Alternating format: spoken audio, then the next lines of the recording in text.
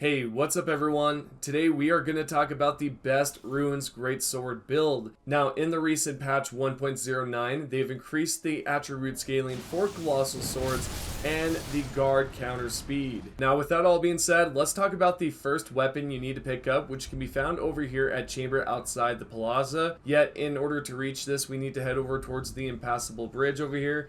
We want to head towards the east here and go across the bridge. Now, in the distance, you will see some catapults. Of course, you do want to dodge this because if you don't, it may possibly knock you off the bridge. We want to continue up towards the left side. Note that the catapults can strike you still, so you do want to watch out for that. Now, as you do make your way up towards the north, there's going to be quite a few enemies up here. And not only that, this fellow will shoot a bow at you. And you just want to dodge that and then go over the barricade like so and then continue up.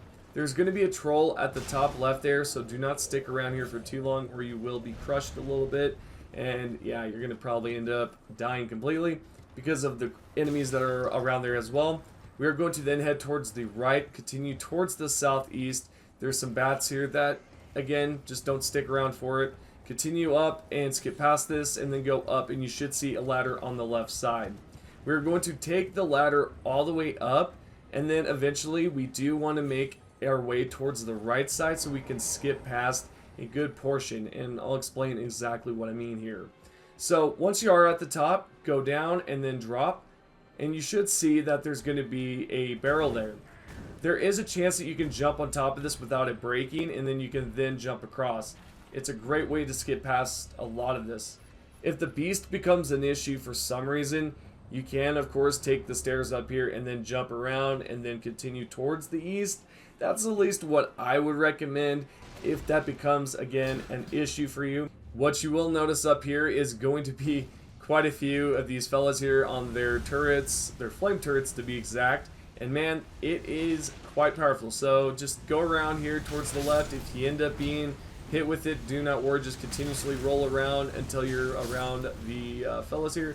Go towards the right and then claim the Lost Grace. What you guys should see on your screen is going to be a missed door. For myself, I have already defeated the two bosses here. So here's the thing. If you do not see a missed door, there is a good chance that you've already participated in Radahn's festival and you've already beat him, and this may be the case. If not, you might have already defeated the two bosses, so you probably already have it. Once you have defeated the two bosses in this location, you will receive the runes Greatsword. The next step is to head towards the round table, go towards the back here, interact with the two twin Elon Musk. At this menu, you want to click purchase. We will then go down and we want to buy the finger seal. We are going to be using this later on and I'll explain why. So for now, let's head on towards the next item that we need to pick up. This can be found over here towards the right side. The Lost Grace is going to be the Bridge of Iniquity. Now, from this location, we want to head towards the northwest. You will see quite a few enemies in this location. Just continue past them and then go along the left side here. We can dodge a lot of them by just going towards the left and not going straight in the middle of the battle zone. Of course, there is the right side that you can do. If you do go in the middle here, this is probably not the best option for you. Those fellas can pizza grind on you pretty well. So eventually you will come across the shack on the right side. I believe this is called the Corpse Stench Shack. I might be wrong. It might be the other way. Corpse Stench Shack. I don't know. Either or, you'll be right here at this exact location. Yeah, Corpse Stench Shack.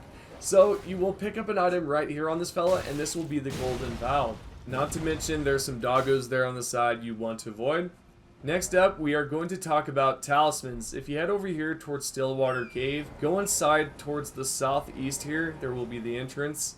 You can then locate the talisman at the end of the cave, because this of course is going to be dropped by the boss. So if we go towards the northwest here and then take a left, follow it around this side here. So for video purposes, I'm going to be showing you guys how to pick this up. Now if you've already seen this before in my previous video, feel free to skip by. You know, I understand that, but for those that are new to the channel and new to the game, I'm going to show you how to pick up this talisman. If that is the case, let me explain a few things in this room. There's the poison pool on the ground that you do want to avoid. That's why we're taking the top left here. In this next room, it is kind of hard to avoid, so you may need to jump around. There's a lot of these enemies in here that will shoot some poison ball at you that will increase the poison bar there, and eventually you will become poisoned. So just try to avoid that, and then go towards the left here, towards the northeast, and you should see the mist door. The boss in this room, specifically the Cleanrot Knight, is fairly easy. Once you have defeated this boss, you will then be rewarded with the Winged Sworded Insignia. And the reason why I'm showcasing this one, because we're going to then add this towards another talisman so that it stacks. The second talisman we're going to head towards is Stormhill. We want to head over here towards the Saint Bridge Lost Grace. You should see or the text or subtitle or hear someone talking, and what you're going to do is go towards this fella here, which is going to be Alexander. You have two choices here. We have the option of completing this whole quest line and then picking up the Shard of Alexander, which is the best version of his talisman. Now, on the other side of the coin, if you take him out now, you will receive the Warrior Shard. This is not the best version of it, yet it does increase your damage by just a bit. If you do complete his whole entire quest, this will greatly increase or greatly boost your attack power with your skills, so that's just something to take note of. The third talisman can be found over here at Tree Gazing Hill. You'll then want to go towards the Lux Ruins, which can be found towards the southeast here. We just have to go around. And then eventually when you reach the top, you will see the ruins. You will want to head towards the north here. Now, once you've done that, you can then locate the enemy that's straight ahead. There's quite a few here, but you want to go towards the left side to avoid them. The enemy will be found down below inside the ruins. The boss in this location is quite easy to defeat, so do not worry about anything like that. I mean, I think this boss is probably one of, if not the easiest bosses. I mean, the Pumpkinhead, they're also easy to defeat. Yet once this has been done, you can go forward towards the southeast here, interact with the door, then interact with the chest. You will then be rewarded with the Ritual Sword Talisman. This next talisman, which is the final one, is going to be kind of interesting to explain because I've already completed it. What you will do is go towards the Church of the Plague. Inside the church, you will talk to the lady on the left, which will be Millicent. Then we'll travel down towards the bottom here, towards Gowry. He will then ask you to go towards the heart, which is this Lost Grace right here. You'll then defeat the boss and take the golden needle back to Gowry, and then once you've done that, you'll have to go towards the church, rest there, then go back towards the shack, talk to him, and then go back towards the church because you now have the golden needle. You'll give that to Millicent, it'll fade black in and out. Then you'll go back towards the church, or specifically towards the shack once you've rested at the church, and you'll then want to go towards the Shaded Castle. Once you're at the Shaded Castle, you can then go towards the left here. There will be the poison floor here. I tend to jump around quite a lot so that I can somewhat avoid that bar stacking up too high, because of course, again, as I've mentioned earlier, if it stacks too high, you will be poisoned. We are going to take the ladder up, go towards the left here. Eventually, you will come across this next area here that you do want to avoid the Cleanrot Knight and just go straight into the room, interact with the chest, and you will have a prosthesis. You will want to take this towards Millicent, and then once you've done that, you can then go on towards the next step. Millicent will be over here towards Tree Gazing Hill. She will no longer be towards the church or Gowry Shack. Instead, you will want to head towards the east here, talk to her. Eventually, you will give her that prosthesis, and then she will change locations over towards the Windmill Heights. There will be a Godskin boss at the top here. You will defeat it, rest at the Lost Grace, and then over here you will see Millicent.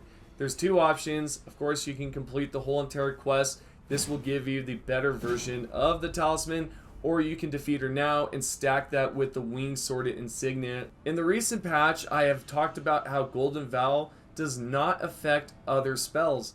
Some of you thought that this meant just for swords and pretty much just everything in general. That's not the case. As you can tell, the damage there was about 800 or 900, I believe. Now I'm going to activate the Golden Vow, and let's go ahead and equip that finger seal on the left side, activate the Golden Vow.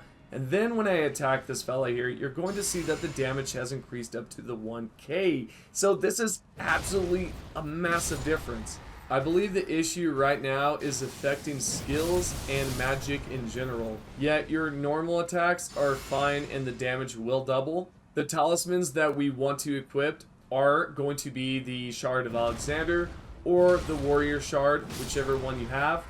The second talisman you want to equip is going to be the Winged Sworded Insignia, and we're going to stack that, with Millicent's Prosthesis, so this way we can double the damage. And on top of that, the last one that we are going to add is going to be the Ritual Sworded Talisman. This is going to increase our damage when our health is 100% or pretty much max. What I enjoy the most out of this sword is that you can use it to block attacks really well. It's not too good for enemies like the Clean Rot 9, and for the stats, I will display it on the screen right now.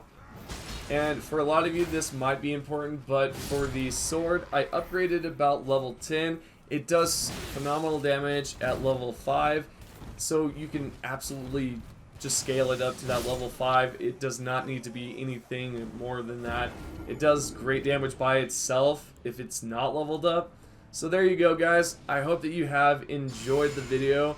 And if you have, let me know by clicking the like button. If you have any questions, leave them down below. And most importantly, if you are new to the channel, click the subscribe button, turn the notifications on, and make sure you click the notified for all button. And other than that, I appreciate everyone that is subscribed, and I'll see you all in the next video.